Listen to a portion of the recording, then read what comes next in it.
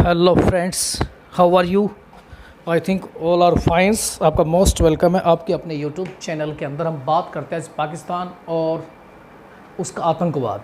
पाकिस्तान आतंकवादियों की एक प्रकार से शरण सथली रही है। सारे के सारे आतंकवादियों को तैयार करने की ट्रेनिंग सेंटर रहा है।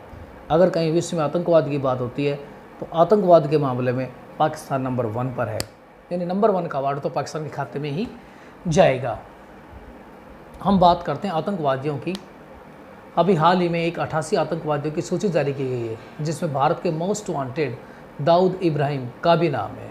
अब पाकिस्तान से मैं पूछना चाहता हूँ कि अब ये नाम कहाँ से आ गया? अभी तक तो आप कहते दाऊद इब्राहिम है ही नहीं, दाऊद इब्राहिम है ही नहीं।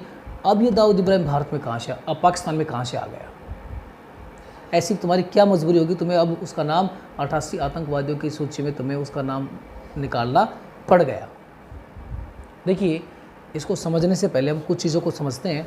सबसे पहले, क्योंकि आपको पता होगा कि 1993 के अंदर मुंबई ब्लास्ट हुआ था, जिसमें हज़ारों लोग मारे गए थे। उसको करने का जो मास्टरमाइंड था ये दाऊद इब्राहिम था। और इस घटना को अंजाम देने के बाद में ये खाड़ी देशों में चला गया था, और खाड़ी देशों के बाद होता हुआ ये पाकिस्तान में जाकर छिप कर बैठ गया था। और पाकिस्तान ने इसको बिल्कुल गले लगा लिया था। क्यों गले लगाना ही था? पाकिस्तान को तो भारत का विरोध करने वाली प्रत्येक चीज़ सोने के समान दिखाई देती है, क्योंकि इसका एजेंडा ही दिन रात क्या होता है? भारत को बर्बाद करना, भारत को बर्बाद करना। अरे निकम्मे, भारत को क्या बर्बाद करेगा? अपनी औकात देख पहले। भारत को बर्बाद करने की बात करता है, अपनी औकात देख पहले। ये भारत को बर्बाद करने के सपने लेता रहता है। अब समस्या कहाँ आ रही है? पाकिस्तान सरकार की इमरान सरकार चाहती है कि दाऊद इब्राहिम को भारत को सौंप दिया जाए, जिसकी मांग भारत लंबे समय से कर रहा है।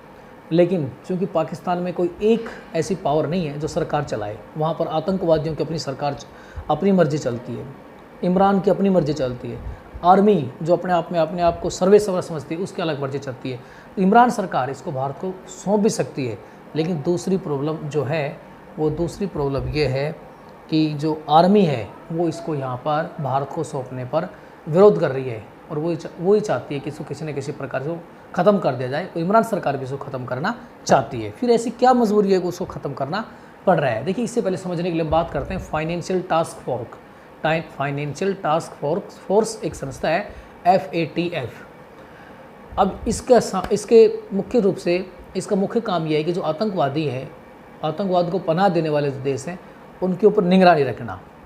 और निगरानी, जो देश आतंकवाद के मामले में संलग्न है, उन देशों के ऊपर आर्थिक चोट पहुंचाना। जो देश इस सूची में शामिल होता है उसको World Bank, IMF, Asian Development Bank, इन तीनों ही बैंकों से एक फूटी कोड़ी नहीं मिलती है। अब पाकिस्तान 2018 से पहले ही ग्रे लिस्ट में लगा हुआ है। और अब अगर पाकिस्तान अक्टूबर में होने वाले इस मीटिंग के अंदर आतंकवादियों के ऊपर की गई कार्रवाई की सूची जारी नहीं करता है, आतंकवादियों पर की गई कार्रवाई विद प्रूफ, अर्थात आपको ऐसा सबूत भी देना पड़ेगा कि मैंने उन आतंकवादियों पर ये कार्रवाई की, अगर उसकी रिपोर्ट नहीं सौंपता है तो पाकिस्तान को एक फूटी कोड़ी भी नहीं मिलेगी और उसको ब्लैकलिस्ट कर दिया जाएगा। इसलिए दाऊद इब्राहिम पर कोई ना कोई फैसला पाकिस्तान सरकार, आर्मी को लेना ही पड़ेगा। ये उनकी एक प्रकार से मजबूरी हो गई है, वरना वो 2 दशक से उसको वहाँ बैठा के रख रखा है। लेकिन अब उनकी मजबूरी हो गई है। उससे पहले हम समझते हैं 1980 का दशक। 1980 के दशक की बात करें, पाकिस्तान आर्मी जो कि अवैध रूप से ड्रग्स का धंधा करती थी। ड्रग्स का धंधा कैसे करती थी कि पाकिस्तान आर्मी के द्वारा अफ़गानिस्तान से अफीम और हेरोइन को वहाँ से लाया जाता था, और दाऊद इब्राहिम के माध्यम से या उसके गुर्गों के माध्यम से अंतर्राष्ट्रीय बाज़ार में उसको बेच दिया जाता था, और लाखों करोड़ रुपए कमाए जाते थे। फिर उन रुपयों को आतंकवादी तैयार करने में, मदरसे चलाने में, देश के पत्रकारों को, पॉलिटिशियंस को और जजेस को मोटी मात्रा में एक प्रकार से घूस दी जाती थी, ताकि कोई भी व्यक्ति इस गोरख धंधे के खिलाफ अपना मुंह न खोले, धंधा चलता रहे। ऐसी ही डोनेशन, ऐसी ही रिश्वतखोरी भारत में बैठे अलगाववादियों को भी दी जाती थी, जो कि लगातार चिल्लाते रहते थे भारत में बैठकर, पाकिस्तान जिंदाबाद, पाकिस्तान जिंदाबाद, जम्मू कश्मीर को अलग करो, जम्मू कश्मीर को अलग करो। भारत के अंदर रहते थे, भारत का सब कुछ खाते थे और जिंदाबाद पाकिस्तान की करते थे, उनका भी इलाज कर दिया गया है।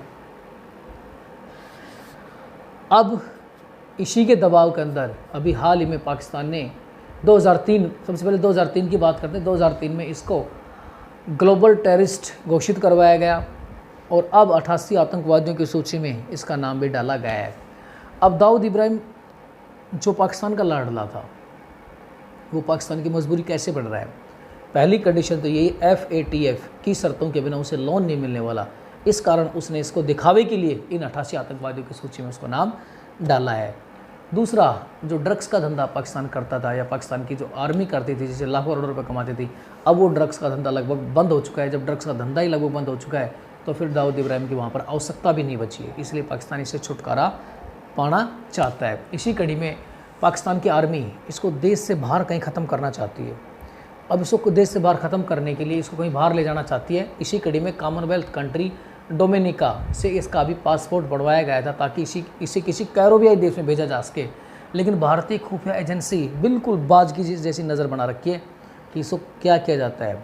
अब इन्होंने इसका वीज़ा तो बनवा दिया, पासपोर्ट तो बनवा दिया, लेकिन भारतीय खुफिया एजेंसी की पैनी नज़र की वजह से इसको पाकिस्तान से बाहर नहीं निकाल पा रहे हैं। अब पाकिस्तान के सामने समस्या ये है कि अगर इमरान सरकार इसको देश के अंदर ही मारती है तो कहीं ना कहीं इमरान सरकार की कुर्सी भी हिल सकती है। ये सबसे बड़ी समस्या इमरान सरकार के पास है। अगर इमरान सरकार इसको नहीं मारती है तो उसको विश्व स्तर पर जो अमुक संस्थाएं मैंने आपको बताई है, इनसे एक पैसा भी नहीं मिलेगा। इसलिए इमरान सरकार के सामने एक तरफ कुआं एक तरफ खाई बन गई है। ये तो बननी ही थी, क्योंकि इमरान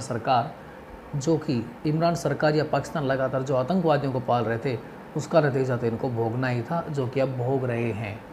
आई होप आपको अच्छा लगा होगा। लाइक एंड सब्सक्राइब जरूर करें। वंदे मातरम।